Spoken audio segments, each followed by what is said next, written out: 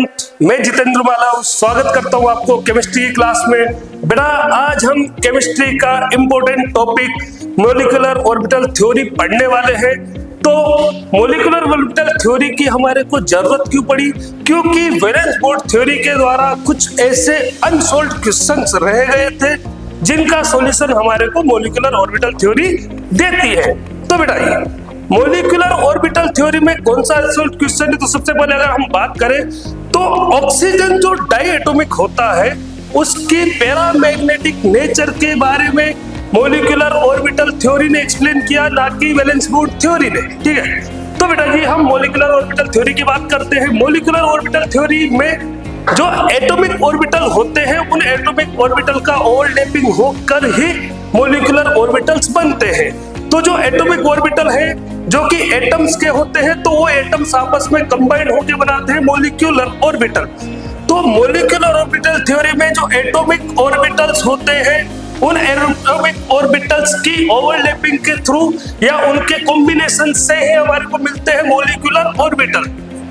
तो जो ये मॉलिक्यूलर ऑर्बिटल है बेटा, ये मॉलिक्यूलर ऑर्बिटल, इस मॉलिक्यूलर ऑर्बिटल्स में भी जैसे कि एटॉमिक ऑर्बिटल में हम 2 इलेक्ट्रॉन्स फिल करते हैं, ऐसे ही मॉलिक्यूलर ऑर्बिटल्स में भी पर ऑर्बिटल आपको 2 इलेक्ट्रॉन फिल करने हैं। हम इसको एक एग्जांपल के थ्रू एक्सप्लेन करना शुरू करेंगे कि मॉलिक्यूलर ऑर्बिटल थ्योरी को हम कैसे समझ पाएंगे। तो जैसे मैं बात करता हूं कि मान लो हम एक एग्जांपल लेते हैं H2 का, जो कि हमारे पास एक डाइएटॉमिक मॉलिक्यूल है। तो उस H2 से हम इसको समझने की कोशिश करते हैं। H2 है आपका, H2 के पास आपको पता है कि ये 2 इलेक्ट्रॉन स्पीशीज है। H2 मॉलिक्यूल जो क्या है, दो मॉलिक्यूल, H2 मॉलिक्यूल हमारा क्या है, 2 इलेक्ट्रॉन स्पीशीज। इसका जो फॉर्मेशन हुआ है ये H और H से हुआ है। ये हाइड्रोजन और हाइड्रोजन आपस में कपल किए हैं और उसके साथ में H2 का निर्माण हुआ। तो हाइड्रोजन का जो एटॉमिक ऑर्बिटल है, ये एटॉमिक ऑर्बिटल दूसरे हाइड्रोजन के एटॉमिक ऑर्बिटल के साथ कपल हुआ है। ये जो कपलिंग हुई होगी, नो डाउट ये कपलिंग 2 प्रकार की हो सकती है। देखो फर्स्ट टाइप क्या हो सकता है कि जो इनके एटॉमिक ऑर्बिटल से हो सकते हैं इन प्लेन ये कॉम्बिनेशन में आए, हो सकता है ये आउट ऑफ प्लेन कॉम्बिनेशन में आए।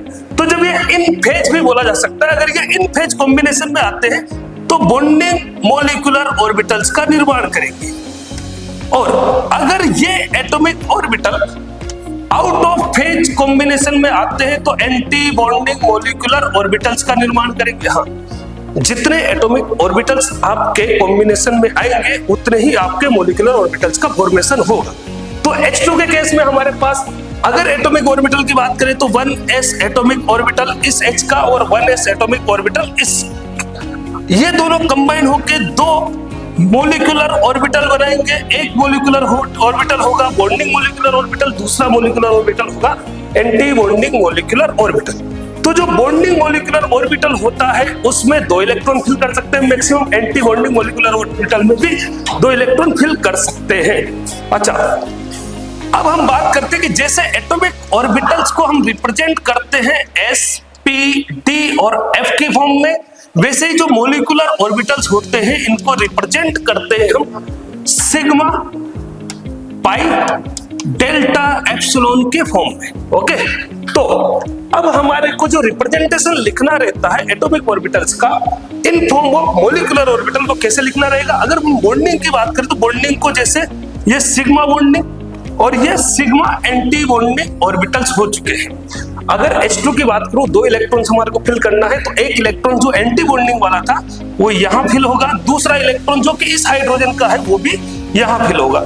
टोटल हमारे पास अगर बॉन्डिंग ऑर्बिटल में बात करूं तो 2 इलेक्ट्रॉन हम फिल करते हैं। एनर्जी ऑर्डर की बात करते हैं अगर, तो हमारे पास अब यहाँ पर टोटल 3 प्रकार के ऑर्बिटल्स देखने को मिल रहे हैं। तो अगर मैं इनके एनर्जी ऑर्डर की बात करूं तो एनर्जी ऑर्डर में जो हमारे पास बॉन्डिंग मॉलिक्यूलर ऑर्बिटल है इनकी एनर्जी लोवेस्ट। उसके बाद में अगर मैं बात करूं एंटी बॉन्डिंग जो हमारे पास एटॉमिक ऑर्बिटल्स है उनकी energy comparatively bonding molecular orbital से ज्यादा होगी। साथ में अगर बात करूं तो एंटी बॉन्डिंग मॉलिक्यूलर ऑर्बिटल की एनर्जी हाईएस्ट होगी। अगर मैं स्टेबिलिटी की बात करता हूं तो अगर कोई इलेक्ट्रॉन बॉन्डिंग मॉलिक्यूलर ऑर्बिटल में इंटर करता है तो वो स्टेबिलिटी को बढ़ाता है मॉलिक्यूल की। अगर कोई इलेक्ट्रॉन आपका एंटी बॉन्डिंग मॉलिक्यूलर ऑर्बिटल में इंटर करता है तो वो आपकी स्टेबिलिटी को डिक्रीज करता है। इसी बेसिस पे हम आगे कुछ एग्जांपल्स भी देखने वाले हैं बेटा। तो बेटा अब हम एग्जांपल करते हैं शुरू मॉलिक्यूलर ऑर्बिटल थ्योरी के। मॉलिक्यूलर ऑर्बिटल थ्योरी के कुछ एग्जांपल्स मैं आपके सामने लिखता हूं, जैसे कि H2 है, H2 प्लस, H2 माइनस, इन तीनों ही मॉलिक्यूल्स और इनकी आयनिक स्पीशीज के बारे में हम मॉलिक्यूलर ऑर्बिटल थ्योरी से समझना चाहते हैं। तो जैसा कि हम जानते हैं, अगर हमारे पास H2 स्पीशीज है, H2 इस मॉलिक्यूलर फॉर्म में स्पीशीज है तो इसके पास 2 इलेक्ट्रॉन है। अगर H2 प्लस की बात करते हैं तो इसके पास इलेक्ट्रॉन की संख्या हो जाती है 1 इलेक्ट्रॉन। अगर मैं H2 माइनस की बात करता हूं तो इसके पास टोटल इलेक्ट्रॉन हो जाते हैं 3 इलेक्ट्रॉन। तो अब इनको हमारे को मॉलिक्यूलर ऑर्बिटल थ्योरी के अकॉर्डिंग अरेंज करना है, उसके हिसाब से ही हम इनके स्टेबिलिटी के बारे में बात करने वाले हैं। तो हम इन मॉलिक्यूल्स की बात करेंगे स्टेबिलिटी की।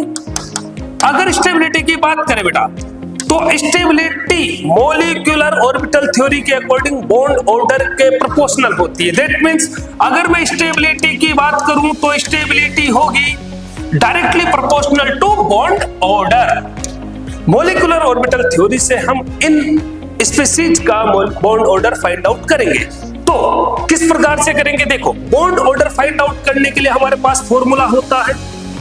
बॉन्ड ऑर्डर फाइंड आउट करने के लिए फॉर्मूला होता है according to molecular orbital theory. Bond order जो होता है वो होता है total number of electrons in bonding molecular orbital minus total number of electrons in anti bonding molecular orbital. Anti bonding molecular orbitals में जो इलेक्ट्रॉन्स है उन इलेक्ट्रॉन्स को हम बॉन्डिंग मॉलिक्यूलर ऑर्बिटल में उपस्थित इलेक्ट्रॉन में से माइनस करेंगे तो जो आपका इलेक्ट्रॉन्स बचेंगे उस संख्या को हमारे को डिवाइड कर देना है टोटल 2 से, तो आपको मिलेगा बॉन्ड ऑर्डर। अब हम इस फॉर्मूले को इस स्पीशीज पर अप्लाई करते हैं। तो देखो बेटा H2 जो है, इस H2 के पास 2 इलेक्ट्रॉन है। अगर हम इसका मॉलिक्यूलर ऑर्बिटल्स बनाए तो ये मॉलिक्यूलर ऑर्बिटल्स बनेंगे आपके पास बॉन्डिंग मॉलिक्यूलर ऑर्बिटल और एंटी बॉन्डिंग मॉलिक्यूलर ऑर्बिटल। अगर इसमें 2 इलेक्ट्रॉन है तो दोनों इलेक्ट्रॉन्स को हम फिल करेंगे तो ये दोनों इलेक्ट्रॉन्स मिल जाएंगे आपको बॉन्डिंग मॉलिक्यूलर ऑर्बिटल में। इस स्पीशीज में अगर हम बात करें तो H2 वाले केस में आपके पास बॉन्डिंग मॉलिक्यूलर ऑर्बिटल है, टोटल बॉन्डिंग मॉलिक्यूलर ऑर्बिटल हो गए 2, इसमें इलेक्ट्रॉन्स की संख्या 2 हो जाती है और एंटी बॉन्डिंग मॉलिक्यूलर ऑर्बिटल्स में इलेक्ट्रॉन्स की संख्या है 0। तो अगर मैं बॉन्ड ऑर्डर फाइंड आउट करूंगा यहाँ पर तो बॉन्ड ऑर्डर इक्वल टू हो जाएगा 2 minus 0 divided by 2, that means 1। तो हमारे पास H2 मॉलिक्यूल का जो बॉन्ड ऑर्डर आता है वो आता है 1। H2 प्लस की बात करें तो यहाँ पर 1 इलेक्ट्रॉन हमने इस स्पीशीज में से वापस से विड्रॉ कर लिया है, तो टोटल नंबर ऑफ इलेक्ट्रॉन इस स्पीशीज के बाद बचते हैं 1। अगर मैं इसको ऐसे ही मॉलिक्यूलर ऑर्बिटल्स में फिल करता हूं तो 1 इलेक्ट्रॉन वहां से हमने रिमूव कर दिया है। रिमूव करने के बाद में अगर बॉन्डिंग मॉलिक्यूलर ऑर्बिटल्स की बात की जाए तो उसमें अब इलेक्ट्रॉन बच जाते हैं 1 और एंटी बॉन्डिंग में इलेक्ट्रॉन होता है 0, टोटल 2। दैट मींस अगर मैं H2 प्लस की बात करूं तो H2 प्लस के पास जो इलेक्ट्रॉन्स की संख्या आती है बॉन्ड ऑर्डर के अकॉर्डिंग, तो बॉन्ड ऑर्डर जो इसका निकल के आता है वो आता है हाफ। बॉन्ड ऑर्डर आगे जाता है हाफ। अगर मैं बात करता हूं H2 माइनस की तो H2 माइनस में भी बॉन्ड ऑर्डर जो निकल के आएगा तो इसमें बॉन्डिंग इलेक्ट्रॉन्स जो होते हैं, बॉन्डिंग मॉलिक्यूलर ऑर्बिटल में इलेक्ट्रॉन जो होते हैं वो हो जाते हैं 2 और 1 इलेक्ट्रॉन जो एक्स्ट्रा से आया है वो कहां चला जाता है, एंटी बॉन्डिंग मॉलिक्यूलर ऑर्बिटल में। तो total number of bonding molecular orbital 2, anti bonding में 1 डिवाइडेड बाय 2, दैट मींस इसका भी बॉन्ड ऑर्डर निकल के आएगा हाफ। तो हमारे पास जो तीनों स्पीशीज गिवन है, इन तीनों स्पीशीज का जो बॉन्ड ऑर्डर निकल के आता है वो आता है H2 मॉलिक्यूल के लिए तो 1 और H2 प्लस मॉलिक्यूल स्पीशीज के लिए हाफ और H2 माइनस स्पीशीज के लिए भी हाफ। अब अगर मेरे को इन तीनों को अरेंज करना है, अगर मैं इन तीनों को अरेंज करना चाहूं बेटा कि इनकी स्टेबिलिटी के ऑर्डर के हिसाब से हम अरेंज करें, तो जैसा कि हमने अभी डिस्कस किया कि स्टेबिलिटी डायरेक्टली प्रोपोर्शनल होती है बॉन्ड ऑर्डर के, तो हमारी जो स्पीशीज है इन स्पीशीज में से H2 का बॉन्ड ऑर्डर 1, H2 प्लस का bond order half, H2 minus का बॉन्ड ऑर्डर हाफ। इस अकॉर्डिंग मैं बता सकता हूं कि H2 जो मॉलिक्यूल है वो H2 मॉलिक्यूल ग्रेटर स्टेबिलिटी रखता है किसकी तुलना में, H2+ और H2- की। जैसा कि हमने स्टार्टिंग में डिस्कस किया था कि जो बॉन्डिंग और मॉलिक्यूलर ऑर्बिटल में आपका इलेक्ट्रॉन अगर फिल होता है तो वो मॉलिक्यूल या आयन की स्पीसीज जो भी है उसकी स्टेबिलिटी को इंक्रीज करता है। अगर इलेक्ट्रॉन, मेरा जो अंतिम इलेक्ट्रॉन है वो इलेक्ट्रॉन अगर एंटी बॉन्डिंग में फिल होता है तो वो क्या करता है, स्टेबिलिटी को डिक्रीज करता है। तो अगर इन दोनों की मैं तुलना करता हूं H2+ और H2- की, जिनका क्योंकि बॉन्ड ऑर्डर दोनों का हाफ होता है तो उसके बेसिस पे मैं उनको कंपेयर नहीं कर सकता। तो किस बेसिस पे कंपेयर किया जाएगा बेटा, इनको कंपेयर किया जाएगा जब इनका लास्ट इलेक्ट्रॉन इंटर कौन से ऑर्बिटल में हुआ, बॉन्डिंग मॉलिक्यूलर ऑर्बिटल में हुआ या फिर एंटी बॉन्डिंग मॉलिक्यूलर ऑर्बिटल में इंटर हुआ। तो H2 जो प्लस स्पीसीज है इसका इलेक्ट्रॉन इंटर हुआ था बॉन्डिंग मॉलिक्यूलर ऑर्बिटल। इस बेसिस पर इसका जो स्टेबिलिटी होगी वो बढ़ेगी किसके कंपैरिजन में, H2- के कंपैरिजन में, क्योंकि उसका अंतिम इलेक्ट्रॉन इंटर हुआ है एंटी बॉन्डिंग मॉलिक्यूलर ऑर्बिटल में।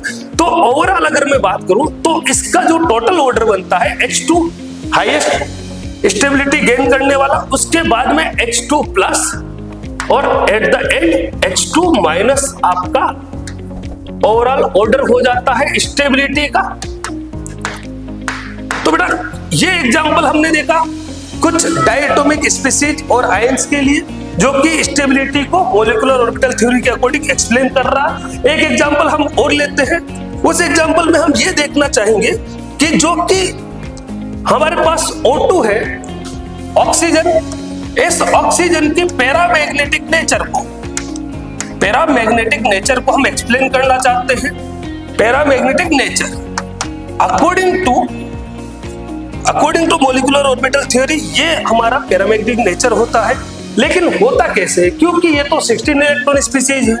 अगर 16 इलेक्ट्रॉन स्पीसीज है और शॉर्टकट जो फॉर्मूला हम अप्लाई करते हैं मॉलिक्यूलर ऑर्बिटल थ्योरी के लिए, उस शॉर्टकट फॉर्मूले के अकॉर्डिंग हमारे को पता चलता है कि अगर कोई भी 16 इलेक्ट्रॉन या 14 इलेक्ट्रॉन या फिर 18 इलेक्ट्रॉन स्पीसीज होती है, इसका बॉन्ड ऑर्डर निकल के आता है E1। अगर E1 बॉन्ड ऑर्डर आता है और फ्रैक्शनल में बॉन्ड ऑर्डर नहीं आता तो वो स्पीसीज हम मानते हैं कि ये डायमैग्नेटिक होनी चाहिए। लेकिन अगर मेरे पास बॉन्ड ऑर्डर आ जाता है फ्रैक्शंस में तो वो पैरामैग्नेटिक हो। यहाँ पर पैरामैग्नेटिक हो रही है और वो भी E1 स्पीसीज, इलेक्ट्रॉन की संख्या किसमें आ रही है, E1 में। तो इसको फिर एक्सप्लेन किया जाता है मॉलिक्यूलर ऑर्बिटल थ्योरी के अकॉर्डिंग। इसमें क्या देखते हैं हम बेटा कि टोटल जो 16 इलेक्ट्रॉन है पहले इसको हम फिल करेंगे according to electronic configuration molecular orbital theories के। सबसे पहले इलेक्ट्रॉन फिल होगा सिग्मा बॉन्डिंग वाले में, इसमें 2 इलेक्ट्रॉन फिल किए जाएंगे। देट उसके बाद में सिग्मा एंटी बॉन्डिंग में 2 इलेक्ट्रॉन फिल किए जाएंगे। उसके बाद में नंबर आएगा सिग्मा 2s, सॉरी यहां पर मेंशन कर लेते हैं अपन कि ये सिग्मा 1s एंटी बॉन्डिंग है। तो ये आपका sigma 1s anti bonding, sigma 1s anti bonding में आपके पास 2 इलेक्ट्रॉन है। सिग्मा बॉन्डिंग 2s में आपके पास 2 इलेक्ट्रॉन है। सिग्मा एंटी बॉन्डिंग 2s में भी आपके पास 2 इलेक्ट्रॉन है। तो टोटल 8 इलेक्ट्रॉन आपने इस प्रकार से फिल किया। इसके बाद में हम नंबर लेते हैं कि अगर हमारे पास इलेक्ट्रॉन ज्यादा है और 8 इलेक्ट्रॉन से ज्यादा है, लेकिन इलेक्ट्रॉन्स की संख्या अगर 14 से ज्यादा होते हैं तो जो ऑर्बिटल होते हैं वो होता है पाई 2px equal to pi 2py पर, और इसके बाद में सिग्मा स्टार 2p, इसके बाद में होता है आपका सिग्मा 2px सिग्मा 2pz। उसके बाद में चलो बेटा नंबर लेते हैं हम, ये हो गया बॉन्डिंग वाले, और ऐसे ही एंटी बॉन्डिंग वाले pi 2px anti bonding equal to pi 2py anti bonding, और सिग्मा 2pz एंटी बॉन्डिंग। इनमें इलेक्ट्रॉन्स हमारे को फिल करने हैं। तो टोटल जब 8 इलेक्ट्रॉन हमारे पास हो चुके हैं जो यहां तक हमने फिल कर दिए, अब हम इलेक्ट्रॉन फिल करेंगे 2 इलेक्ट्रॉन इसमें, 2 इलेक्ट्रॉन इसमें और 2 इलेक्ट्रॉन इसमें। टोटल नंबर ऑफ इलेक्ट्रॉन हमारे पास, ये जो हमने अरेंजमेंट लिखा है वो बाउंड एनर्जी के अकॉर्डिंग लिखा है। तो आपको एनर्जी ऑर्बिटल के अकॉर्डिंग जो यहाँ पर 2 इलेक्ट्रॉन फिल किए, टोटल इलेक्ट्रॉन हो गए 14 के बाद में हमारे पास इलेक्ट्रॉन बचते हैं 2, जिनको हम एंटी बॉन्डिंग वालों में फिल करेंगे 1 और 1 अकॉर्डिंग टू प्रिंसिपल के अकॉर्डिंग हम ऐसे फिल करते हैं। तो टोटल नंबर ऑफ इलेक्ट्रॉन हो जाते हैं 16। अगर 16 इलेक्ट्रॉन हो गए हैं और यहां पर हमारे पास अब भी अनपेयर्ड इलेक्ट्रॉन्स बचते हैं, तो due to molecular orbital theory के अकॉर्डिंग अनपेड इलेक्ट्रॉन्स यहाँ पर अभी भी अवेलेबल है। तो अनपेड इलेक्ट्रॉन्स की अवेलेबिलिटी के कारण इसका बॉन्ड जो इसकी नेचर हो जाती है वो कैसी हो जाती है, पैरा मैग्नेटिक।